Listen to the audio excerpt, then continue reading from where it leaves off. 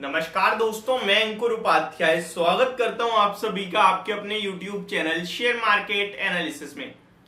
दोस्तों यहाँ पे बात करूंगा आप सभी के साथ बर्जर पेंट्स के स्टॉक के बारे में। इस कंपनी से काफी सारी उम्मीदें थी लोगों को और इसने निराश कर दिया है।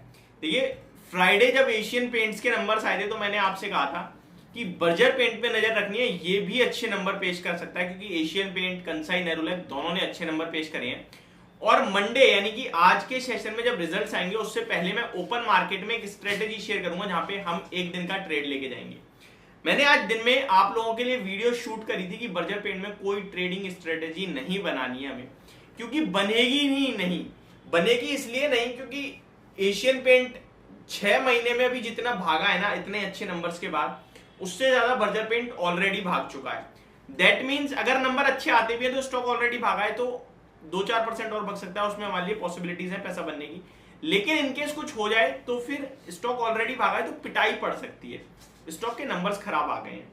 ये थोड़ा सरप्राइजिंग है बट एक्चुअली यही है। एशियन पेंट मार्केट लीडर है तो उसने तो अपने आप को बचा लिया, लेकिन बर्जर पेंट्स अपने आप को नहीं संभाल पाया और यहाँ नंबर खराब नहीं, काफी ज्यादा थोड़े खराब दिख रहे हैं मुझे। मैं आप सभी के साथ भी शेयर करता हूँ एंड उसके बाद बात करेंगे आगे फर्दर डिटेल्स।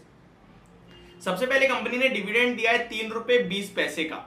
अगर आप कंपनी के प्रॉफिट को देखेंगे तो ये केवल और केवल मार्केट के अनुमान से कमजोर नहीं, quarter on quarter, year on year basis पे भी गिर गए हैं। देखिए, जहां पे बाजार मान के चल रहा था 10 से 15% का प्रॉफिट में जंप आएगा, उसके सामने नेगेटिव हो गया है। जहां पे मार्केट मान के चल रहा था कामकाजी मुनाफा जितना बढ़ेगा उसके सामने काफी कम आ गया है। मार्जिन की जहां पे उम्मीद थी उसके सामने घट गए हैं। अगर मैं नंबर्स में बात करूं तो बर्जर पेंट का कंसोलिडेटेड नेट प्रॉफिट 221 करोड़ से घटकर 186 करोड़ हो गया है ईयर ऑन ईयर बेसिस पे।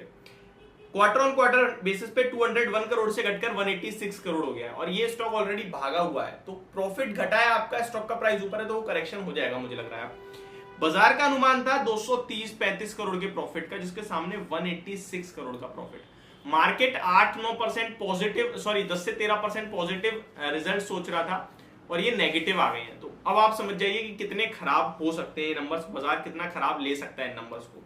अगर वहीं बात करें कंपनी की रेवेन्यू की तो 2187 करोड़ से बढ़कर 2444 करोड़ पे आई है ईयर ऑन ईयर बेसिस पे।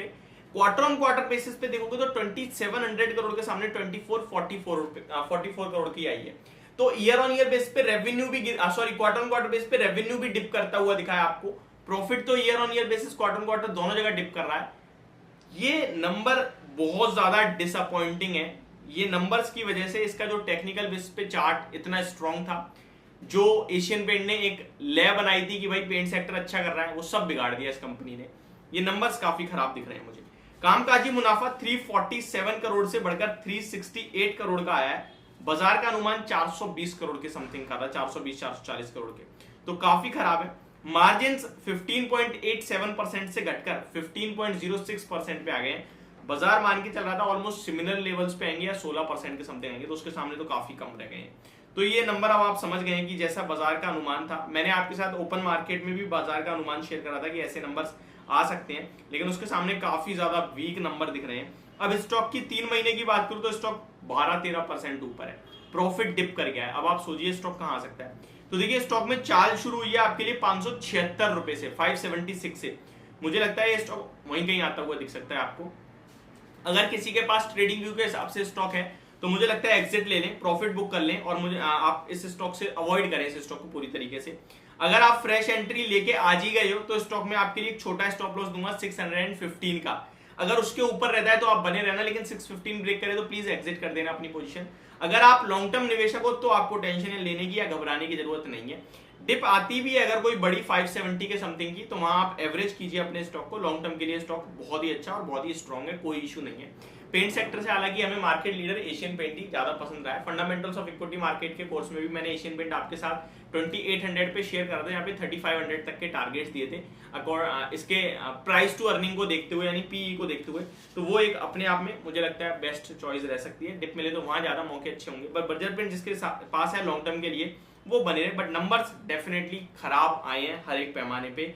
बाजार के अनुमान को काफी हैविली इसने मतलब निराशा दिया बाजार के अनुमान को।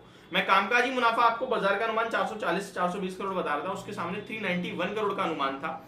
391 करोड़ का बाजार का एस्टिमेट था, लेकिन उसके सामने 368 करोड़ के ही रह गए हैं, तो ये काफी खराब नंबर है। प्रॉफिट 237 करोड़ का बाजार सोच रहा था, उसके सामने 186 करोड़ रह गया है, तो बहुत ही खराब नंबर दिख रहे हैं। आय 2476 करोड़ का अनुमान था, उसके सामने 2444 करोड़ का है, तो आय भी थोड़ी डिप करते हुए दिखी, ज्यादा नहीं बट थोड़ी करी है।